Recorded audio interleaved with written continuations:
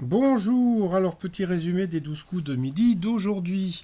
Alors, le maître de midi avait toujours deux doigts et 503 000 euros à son compteur. Dans le public, nous avons pu voir cette personne. Alors, je ne sais pas si vous vous rappelez de qui c'était. Eh bien, regardez bien. Eh bien, c'était Sylvain du Gers.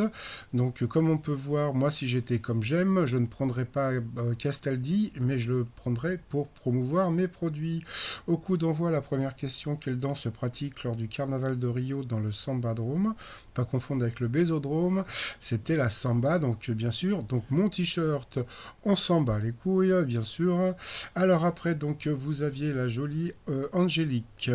Sa première question qui a officiellement ouvert la nuit de la déprime 2019, organisée par Raphaël Mesrahi. Donc c'était la famille Balkany. Pour Bastien, qui avait un petit air de Jean Dujardin, je trouve.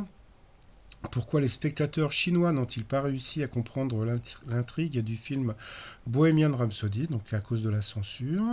Après, donc, vous aviez la jolie Lorraine. Alors, à quel duo électrique doit-on le titre Rocket? Donc, c'était Offenbach. Dans quel film Daniel Prévost incarne-t-il un contrôleur fiscal qui s'appelle Cheval? C'était trop dur. Donc, c'était le dîner de cons. Sur son tube No Woman No Cry, qui Bob Marley a-t-il crédité à sa place pour les droits de sa chanson? Donc c'était un ami d'enfance.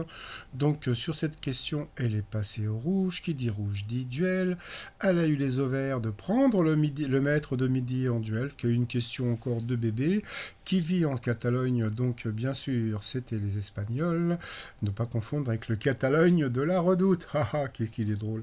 Donc ensuite, eh bien, Eric, Bastien et Lorraine se sont retrouvés pour le coup par coup, mais entre-temps, vous aviez, comme aujourd'hui, c'est l'ouverture du carnaval de Rio. Donc, vous aviez, alors tout d'abord des danseurs de capoeira et après plein de jolies nanas. Donc, c'était vraiment très sympathique. Donc, allez, un petit coup de mon t-shirt, on s'en bat les couilles.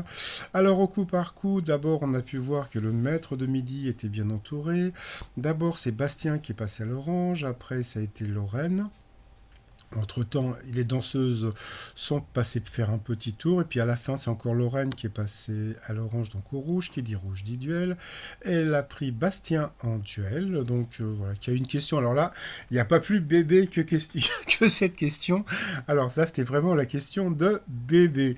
Alors, qui est toujours accompagné du singe Babouche. Donc, faut demander à un bébé. Il va dire, eh ben, c'est Dora l'exploratrice. Donc voilà. Alors ensuite, eh bien, Eric et Bastien se sont retrouvés en coup fatal, et puis blablabla, bla, bla, bla, bla, le maître de midi a été plus fort. Voilà, après, donc, il était entouré des danseuses, donc c'était très, très sympathique.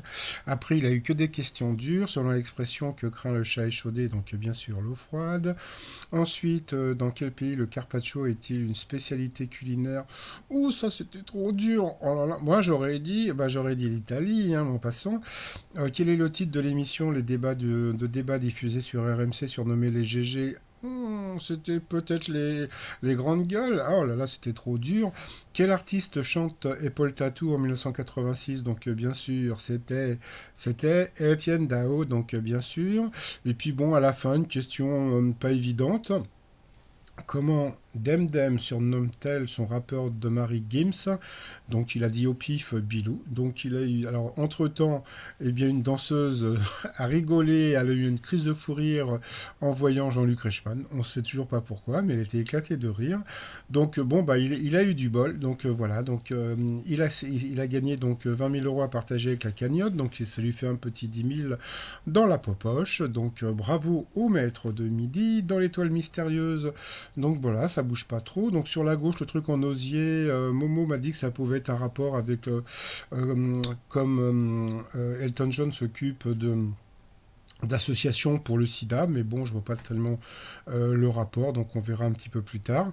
Mais bon, de toute façon, le maître de midi va trouver le comment dire il va trouver Elton John dans 2 jours, donc et ça c'est vraiment très rare, mais bon bon c'est vrai qu'il est pas con, mais il a quand même pas mal de jugeotes, et puis le soir ben au lieu de sortir faire la fête à Paris, il cherche les indications pour trouver l'étoile mystérieuse. Donc voilà, et puis bah pour finir, encore un petit coup de mon t-shirt, on s'en bat les couilles, tout ça sur mon site outromillion.com.